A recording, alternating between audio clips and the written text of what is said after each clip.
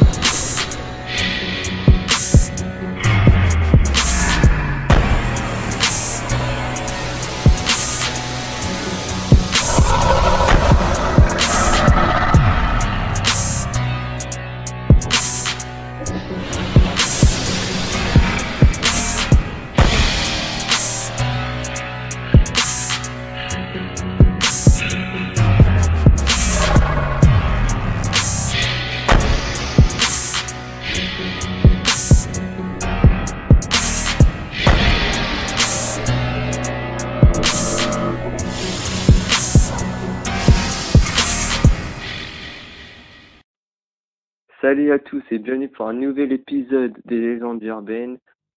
On va parler de la vraie histoire de l'exorciste. Avant de commencer, je veux dire que cette vidéo va peut-être être archi longue car j'ai trouvé pas mal de contenu sur cette vidéo, des textes qui vont préciser pas mal de choses et j'ai mis longtemps à chercher ce contenu car pour trouver la vraie histoire, il faut charbonner.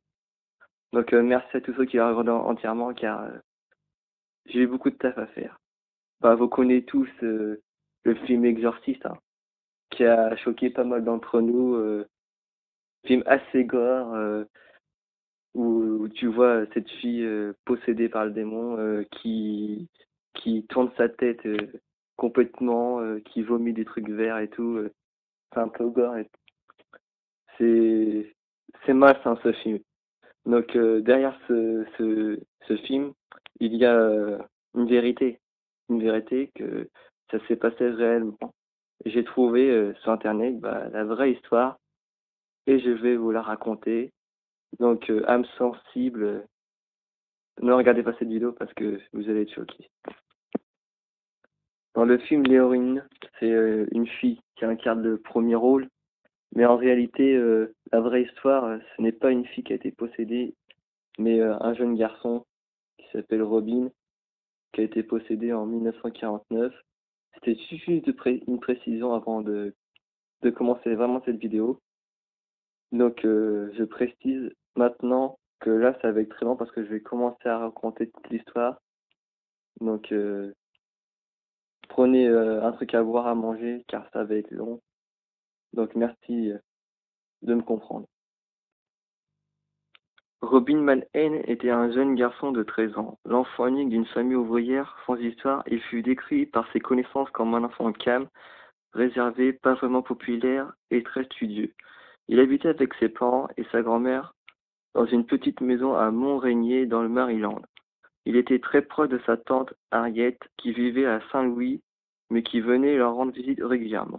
Sa tante se disait médium et elle se servait pour ses séances de spiritisme d'une planche de Ouija qui fascinait rapidement le jeune garçon. Elle lui apprit à s'en servir à sa demande durant l'été 1948. Malheureusement, le 26 janvier 1949, Harriet succomba à une terrible maladie et Ruby en fut profondément infecté. Le jeune garçon devient taciturne et renfermé et l'on suppose qu'il essaya alors de contacter sa tante par l'intermédiaire de la planche de Ouija.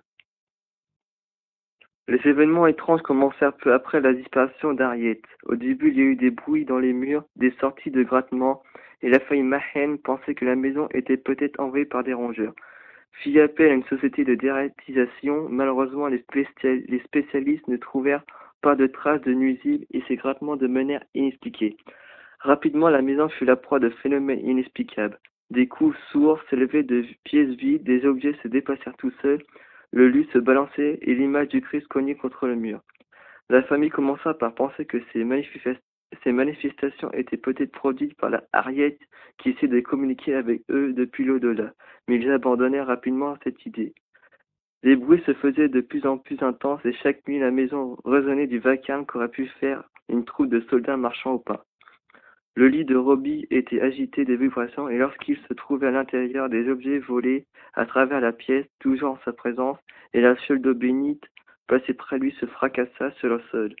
Des meubles se firent à bouger mystérieusement, des commodes, des tables de nuit, des tables basses, etc. Monsieur Cadget, le père d'un ami de Robbie, fut le premier témoin extérieur à la famille d'une de ces manifestations. Il se trouvait alors dans la maison de Mahé. Robbie était assis sur une chaise quand soudain, brutalement, il vit le jeune garçon se faire éjecter de la chaise et projeter à plusieurs mètres. Depuis peu, à la nuit tombée, le comportement de Robbie changeait. Il devenait étrange, inquiétant, puis des marques apparues, des ecchymoses et des traces de coups commencèrent à apparaître sur le corps de l'enfant sans aucune raison. Terrifiée, la famille Madeleine demanda alors de l'aide à leur pasteur luthérien, le révérend Luther Schulz. Selon un rapport établi par le révérend Schulz et relayé par l'Evening Star, un journal de Washington, le garçon fut examiné par divers médecins et psychiatres qui ne purent offrir aucune explication quant aux manifestations. Schulz, qui était extrêmement sceptique, proposa d'héberger Robbie pour une nuit afin de pouvoir observer par lui-même les phénomènes qui l'accablaient. Le révérend qui entraînait des liens étroits avec un parapsychologue, le docteur Rain, lui écrivit ce communiqué. La nuit du 17 au 18 février, je pris l'enfant avec moi pour la nuit pour constater de moi-même les phénomènes en question. L'enfant s'endormit dans un fauteuil qui peu de temps après se mit à glisser seul sur le plancher de la pièce. Je mis alors l'enfant sur le lit qui lui aussi se mit à vibrer. Le matelas fut jeté à terre et glissa latéralement sur le lit. Dans l'interview qui accorda anonymement au Washington Post le 10 août 1949, le pasteur expliqua que lorsque le garçon s'était endormi dans la pièce placée près du sien, il avait entendu le lit vibrer et des bruits de grattement s'étaient élevés des murs. Pendant le reste de la nuit, il avait été témoin d'événements étranges. Un fauteuil dans lequel le garçon s'était assis s'était incliné tout seul et les couvertures sur lesquelles il s'était accroupi avaient inexplicablement glissé autour de lui. Il avait ensuite appelé un médecin qui avait prescrit un barbiturique à toute la famille. Après cette nuit passée en sa compagnie, Malchus fut convaincu que Robbie Mann était possédé et un exercice fut effectué suivant les rites de l'église anglicane. Sans résultat. Les phénomènes se succédaient de plus en plus violents, de plus en plus effrayants, et le pasteur Schulz conseilla alors au Mann de se tourner vers l'église catholique. Il les mit en contact avec le père Albert Hughes, qui rencontrèrent à l'église Saint-James. Le père Hughes, qui mourut en 1980, raconta que lorsqu'il avait rencontré le garçon en février 1949, il avait remarqué que celui-ci avait un regard sombre et vide. En rentrant dans son bureau, Robbie avait jeté un regard dur au livre de prière que le père avait sur sa table. C'était à ses yeux un symptôme classique de possession. Les personnes infectées souffraient d'une profonde aversion pour toutes les choses sacrées, les saintes écritures, les crucifixes, les membres du clergé, les statues, les icônes, les médailles, etc. Au même moment, alors que le garçon regardait des livres, la chaise du père Hugues s'était littéralement soulevée avec lui assis dessus et elle avait foncé contre le mur juste derrière lui. À ce moment-là, Hugues comprit qu'il avait affaire à quelque chose de surnaturel et de diabolique et il avait abordé la situation aussi bien qu'il pouvait. Il y avait immédiatement demandé en latin « Quel est ton nom ?» La réponse du garçon avait été sans équivoque. Il avait clairement déclaré « Je suis Légion ». Le père Hugues était un jeune prêtre peu familier avec les règles d'exorcisme. Ce jeune garçon était le premier cas qu'il rencontrait. Le 27 février 1949, Robbie fut admis à l'hôpital de Washington. Cet hôpital était dirigé par des frères jésuites et ils supervisèrent les rituels d'exorcisme. L'adolescent se montait déjà violent et instable. Il s'agitait, tournait, crachait et criait. Il était tellement agressif que les infirmières n'eurent d'autre choix que de l'entraver afin de pouvoir le contrôler. Le père Hugues récita les prières d'exorcisme durant 3 nuits consécutives sans résultat. En fait, le garçon devenait de même de plus en plus violent. Il écumait, criait, insultait le prêtre et tentait de briser ses liens. À force de tirer, il réussit à libérer une de ses mains, qui le glissa sous son lit afin d'arracher un de ses ressorts du matelas, puis se servant du ressort comme d'une arme. Il infligea au père Hugues une entaille qui allait de l'intérieur de son poignet au coin de son coude. La blessure du père étant sérieuse et nécessitait de nombreux points de suture, il fut contraint d'abandonner le rituel afin de se soigner et Robbie retourna chez lui. Les parents du jeune garçon vivaient dans un état de peur constante pour la santé de leur fils. Son corps se recouvrait toujours de coupures inexpliquées, de contusions, d'égratignures et d'échymoses. Une nuit, la mère du garçon crut distinguer les mots Saint-Louis inscrits sur sa poitrine. Les Mahens partirent s'installer chez des parents qui habitaient la ville de Saint-Louis en prétextant qu'ils déménageaient afin d'obtenir un traitement médical pour leur fils. Malheureusement, une fois sur place, les médecins ne leur firent d'aucune aide et ils se tournèrent une fois encore vers l'église. Un des cousins de Robbie constata un de ses professeurs de l'université de Saint-Louis, le révérend Raymond J. Bishop, qui lui conseillait de s'adresser au pasteur William S. Bodern, le doyen de Dixon Saint-Louis, un prêtre qui avait passé du temps au sein de l'armée américaine et qui était connu pour être un homme intelligent, intensif et peu influençable. Les deux prêtres virent visiter l'enfant ensemble à son domicile. Ils purent constater son aversion pour les choses sacrées, le lit qui vibrait, les objets qui volaient, et ils entendirent Robbie parler d'une voix gutturale. Le père Borden déclara qu'il pensait que le garçon était possédé et il demanda alors la permission de chasser les démons qui infligeaient le garçon à l'évêque dont il dépendait. La permission de pratiquer un exorcisme lui fut accordée par l'évêque sous condition qu'un journal détaillé d'événements soit tenu. Et connaissant l'issue de l'exorcisme précédent, durant lequel le père Hugues avait été gravement blessé, il décida toutefois d'aborder la situation avec prudence. Il avait de sérieux doutes à ses capacités. Il ne savait pas s'il réussirait à accomplir le rituel avec succès, mais tout ce qu'il souhaitait, c'était aider l'enfant à combattre les démons qui prenaient possession de son corps. Afin de le seconder au cours de ces rituels, il sollicita l'aide de plusieurs prêtres et d'un séminariste. Parmi eux se trouvait un jésuite, Fr. Walter Oloran et le révérend William Van Roon. Très rapidement, Robbie manifesta une forte hostilité envers les membres du clergé. Il crachait sur les prêtres, les menaçait, leur ordonnait de quitter la pièce et leur faisait toutes sortes de propositions sexuelles vulgaires. Les prêtres avoir parfois maintenu un oreiller sur son visage afin de l'empêcher de jurer. Le père Bauderne et ses prêtres ne le laissèrent pas décourager et tous les soirs durant 3 semaines, ils récitèrent des prières d'exorcisme.